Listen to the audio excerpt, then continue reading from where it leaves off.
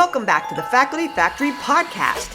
In today's Faculty Development Snippet, we have once again Dr. Charlie Irvin from University of Vermont. He is the Associate Dean for Faculty. And hey, Charlie, those of you who maybe don't know, Dr. Irvin was our very, very first guest on the Faculty Factory Podcast.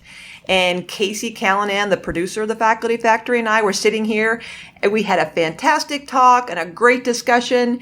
We hung up the phone, the Skype call with Charlie, and Casey and I were jumping around my basement. We were so happy, so thrilled.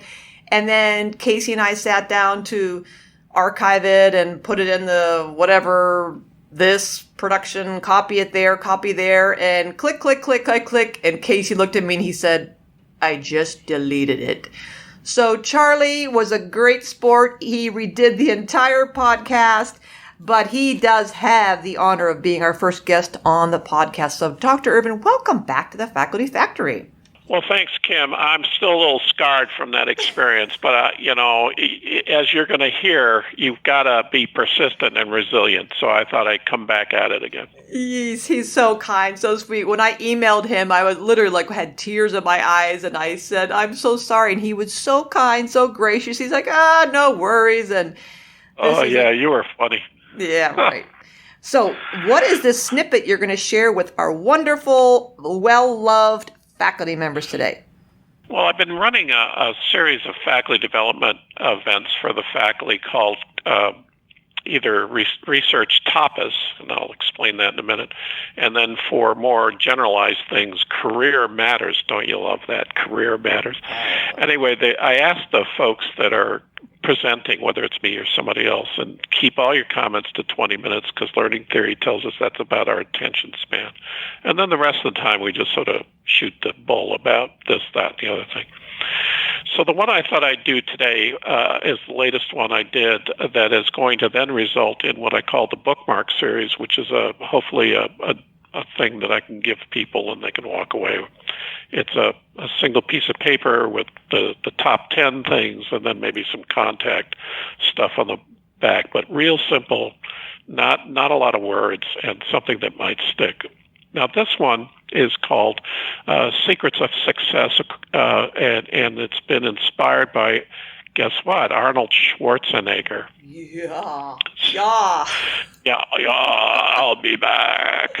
Anyway, I saw a little thing on YouTube about Arnold, about his 6 secrets of success, and I got to thinking, Arnold's a really interesting character. His approach to this is actually really good for those of us in science and academics because, a lot of people say we can't do this or we can't do that, and Arnold has an answer for all that. So we talked about Arnold and then we talked about Covey's 8 Habits of Successful People and some other ones. And then we kind of discussed it, ranked them kind of, and then we got some other feedback from people. And so we ended up with 10. Okay. And I thought I'd go through just the first couple because, at least in my mind, these first half a dozen or so are really critical. Okay. So the first one is find your passion. And the passion is the thing that drives you, whether it be a great doc, be a great scientist, whatever it is. If you don't have that, I can't help you. I mean, I can't give a person in mentoring. If I'm mentoring you, I can't give you that. So you got to have that. That sort of has to be there. The second is you have to have a vision and a plan. So what do I want to be when I grow up? And do I have any kind of semblance of a plan? The third, and this is where Arnold comes in. It's you got to work hard, or as Arnold says, you got to do the reps. So the reps, like repetitions, yeah. Yeah, repetitions, like you're in the gym. Now, Arnold, he was talking about when he was winning 7 Mr. Universe tests. The other guys in the gym worked 3 hours. So he did 5, right. And then he left the gym and took acting classes. And this is hard work. I don't care whether you're a scientist or a doctor or a surgeon. It doesn't matter. This is hard work. So let's take giving talks in public. Scares the bejesus out of most of us, right? And if you want to be good at giving talks, you got to do the reps. You got to give a lot of talks. Yeah. And that means working really hard. None of this, some people, maybe they find this easy. I certainly don't. I suspect you don't. So you got to work hard. Yeah. You have to enjoy the challenge. So, being a scientist, your papers are going to get rejected, the grants are going to get rejected, but you got to kind of enjoy that challenge, and you have to be persistent. So it's enjoy the challenge, be persistent. I'm a T32 PI. It's a training grant NIH runs. And one of the most important things I have to teach our trainees is how to deal with failure. Okay? So enjoy the challenge, be persistent. Number 5 is don't be afraid to fail. You got to put yourself out there. You can't get shots into the net if you don't take shots on goal, according to the great Gretzky. You got to take your shots, and not all of them are going to go in. In fact, many of them aren't. Right. So you got to you can't be afraid to fail. Next is be honest with yourself. That's a toughie. I got to be honest with I don't do very well at this, or I don't do very well. That's where friends come in. The best critic you have is somebody come into your office and say, Kim, I like you a lot, but you can't give a talk worth a darn. Yeah. And you got to work on that. Right.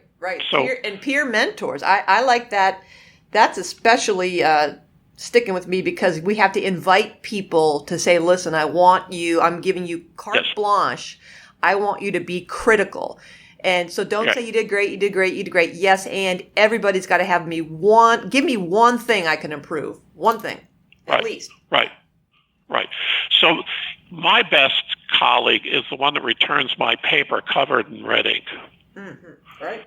That's somebody who's done me a favor. Right. I've had colleagues where they'll correct 2 words in a 26-page grant back in the day when we were doing. Thanks for nothing. That's not helpful. Not helpful. The next couple are kind of simple. They're sort of altruistic, I guess. One is give back. Okay. That's where mentoring comes in as a mentor, right?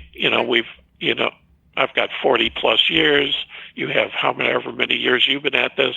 And we have a lot of experience, and it's fun to give back. Right. And actually, by giving back, it sort of comes around to teaching. I mean, you learn something, but then you teach it, right? And it sticks in your brain.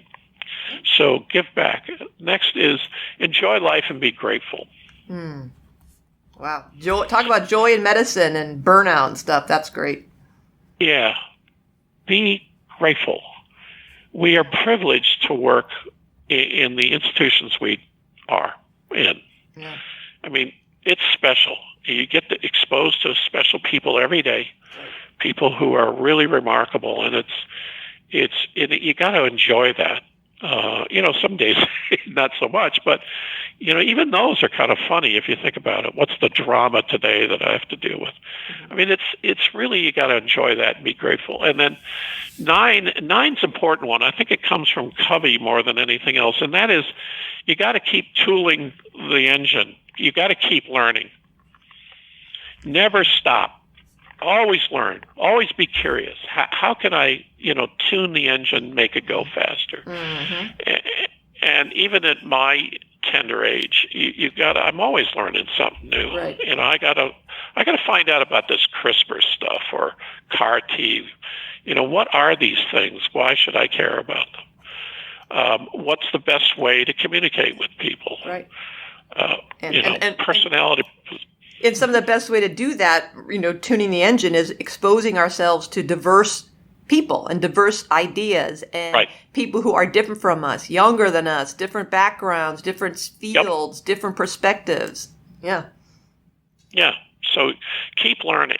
And in our business, where we're dealing with people, that's a full-time job in some cases, right? And then the last one is value collaboration and mentorship. Yep. So we cannot do what we do by ourselves. We have to collaborate. We have to collaborate in science and medicine. in administration. We got to be able to work well with others. And in the process of doing that, we mentor people. And I think embracing mentorship. So there's your top 10 that my group came up with. So find your passion. Yep. Have vision and a plan. Work hard. Enjoy the challenge and persist. Do not be afraid of fail. Be honest with yourself. Give back. Enjoy life and be grateful. Keep learning. And finally, value collaboration and mentorship. Ta-da! So this is going to go off to the printer probably next week when we get back. And on the front will be strategies and tips for success. Some this, that. And actually on the back, what I'm going to do is include all the names of the people that helped me. And this is going in their CVs as a teaching aid. There you go. Win for everybody. What a brilliant way of not only generating faculty development tool and resource, but inviting other folks to be involved and own it and get credit for it and be able to put that on their CVs for a contribution to faculty development and as a piece of scholarship. Love it. It's dissemination, and to some extent peer-reviewed to a certain extent. Yeah. And it certainly would count for us under teaching aids. There you go. Creative ways. That is, I love it, love it, love it. So you've been listening to Dr. Charlie Irvin. He shared with us the secrets of success, inspired by all his wonderful faculty members at the University of Vermont, Arnold Schwarzenegger and Stephen Covey. Dr. Charlie Irvin is the Associate Dean for Faculty at University of Vermont. He's a professor of Physiology and Biophysics. If you want to book Charlie Irvin at your institution or talk with him, you can email him at charles.irvin, IRVIN, at med, .uv, as in Vermont, Vermont Medicine, uvm.edu. Again, charles.irvin at med.uvm.edu, or just go to the facultyfactory.org website and shoot us an email. We'll hook you up with Charlie. Charlie, come back again and share some more of your bookmarks and Tapas and other things you can do to help us, will you?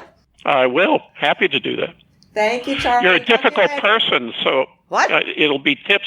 You're a difficult person, so it'll be tips on how to deal with people like you. Oh, boom.